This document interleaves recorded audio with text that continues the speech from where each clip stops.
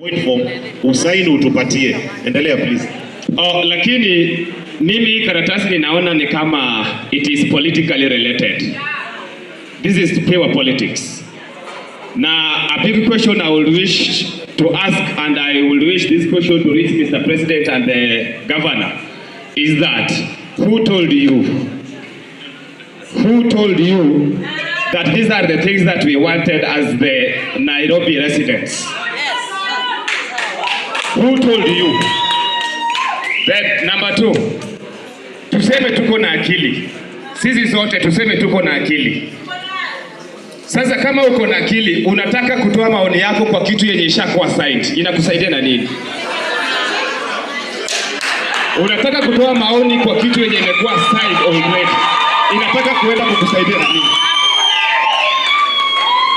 This public participation was supposed to be brought before the signing of this agreement. Number 3, it is like we are living in a county that our opinions cannot be taken to work. I want to give an example. Mtanipatia tu ruhusa niongee kidogo.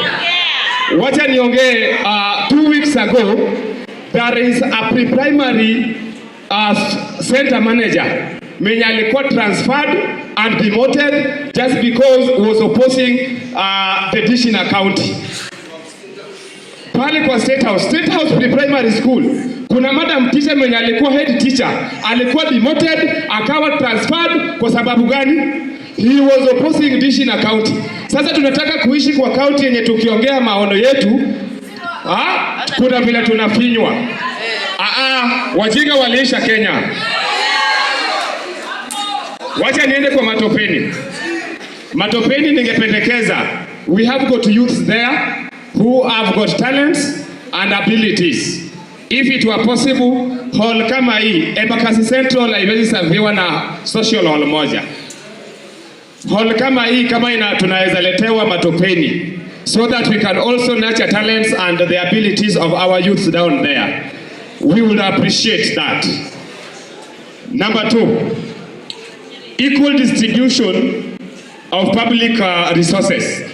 Jana basari zilikuwa zimetolewa. Na basari, wacha tuseme ukweli, kuna wenye walikuwa wamelia mpaka wakasema they are very ready to change their votes, waende wa vote kule Kasarani, kwa sababu wao ni wapigaji kura wa Embakasi Central, wao ni wapigaji kura wa Matopeni, na wanakosa basari reforms.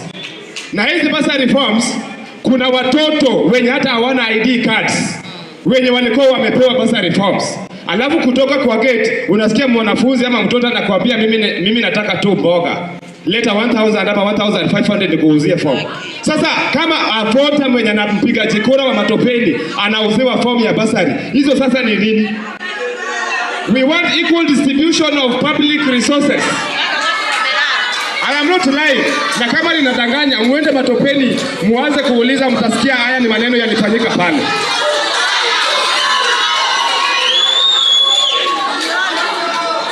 Mimi ningependekeza kusema hii. Hapa Nairobi ni capital city ya Kenya mzima.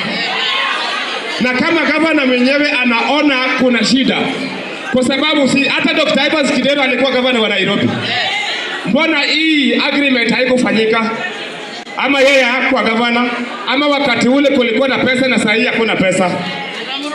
So kama kusema ukweli tunataka kusaidia Nairobi, who told you that this agreement can work permanently for 2 years?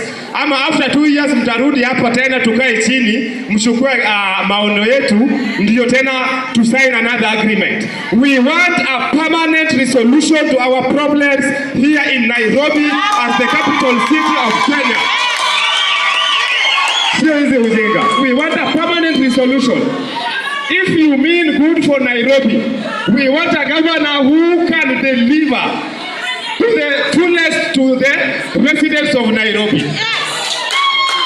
Nikimalizia, tunataka hii muangalie medical health na social care of Nairobi residents.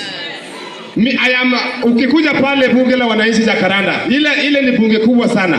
I am the majority leader, bunge la wananchi Jacaranda. Juzi madaktari wa Mama Lucy walikuja pale baada ya kufanya maandamano yao, wakakuja kwenye bunge kwa press so that they can actually talk to the nation.